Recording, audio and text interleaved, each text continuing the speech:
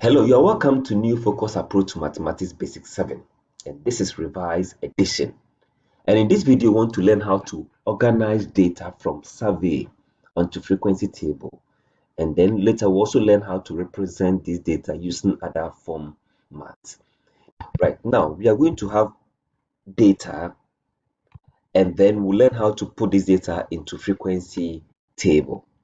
Now, the first question here says that prepare a frequency table for the marks distribution for mathematics test in a basic 7 class.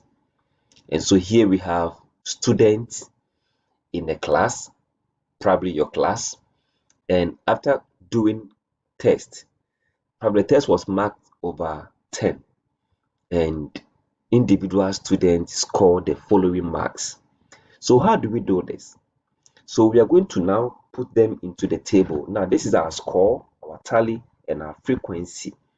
Now score becomes the score that individual score. The tally helps us to do the counting without mixing any number, and the frequency tells us the number of times a particular score occurred. And so in a class, how many students had 1 mark and how many students had 2 marks, and so on and so forth. So we have 1 mark, we have 2, we have 3, we have 4, 5, 6, 7, 8, 9, 10. Of course, it's 1 to 10, right? So I just list all the numbers without looking at whether they are there or not. If they're not there, the tally will help me to know. So let's go. Let's see. So right now I'm just marking out 2. So when I mark 2, I make a mark. When I mark 3, I make a mark. It's better than you searching for all 2s in the data or searching for all 1s in the data. There you can easily mix it. So you mark them one after the other. So 6, then I make a mark for 6. 2, I come back to 2. 1, I make a mark for 1. 5, I make a mark for 5. 7, I make a mark for 7. 8, I make a mark for 8. 9, I make a mark for 9. 6, I come back to 6 again. 3, 1, 10, 9. So you see what I'm going through. In this case, it will be difficult to mix any of the numbers. 6, 7, 6 again, 6 again. Now I've gotten 4 for 6, and the 5th one I'll cross it. That is how we do the tally. Then 5, 4, 3, 2, 8, 7, 7 again. Then I cross that. 5, 10, 2, 4, 9, 3, 6, 7, 5, 8, 4, 2, I cross 2, then 7. So now with the help of tally, I will now know that my frequency for those who had 1 in the class is 2. Those who had 2 marks in the class, 5.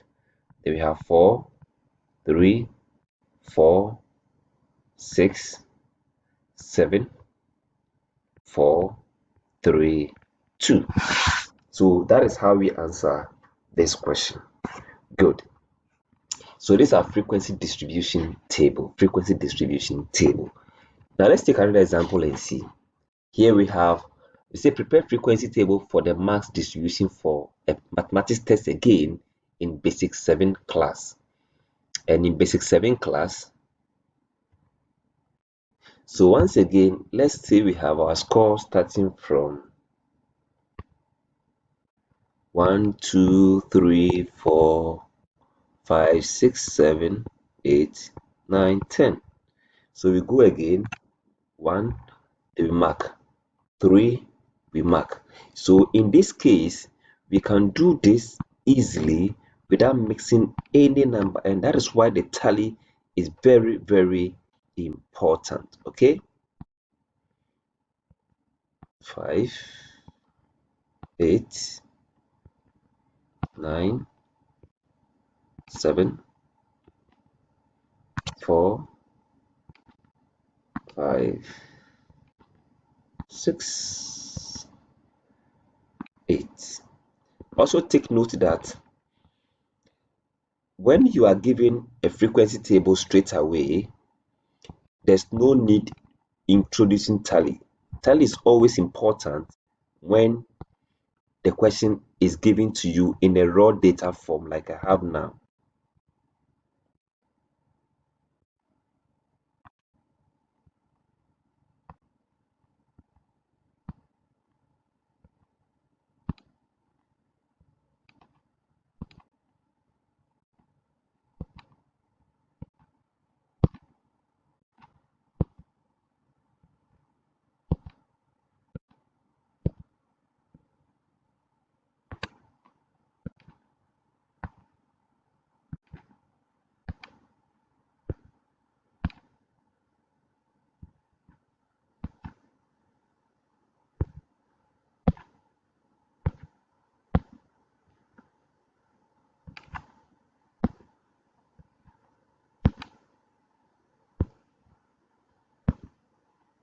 All right, so we are done with it. Now, once again, we introduce our frequency. So 1 appear 3 times, 2 appear 3 times, 3 appear 4, 4, and here we have 5 and 3, so that's 8, 5, 4, 4, 3, 2. So that is how we represent raw data using frequency distribution table. I'm sure this lesson has given you understanding of this concept. Thanks so much for watching.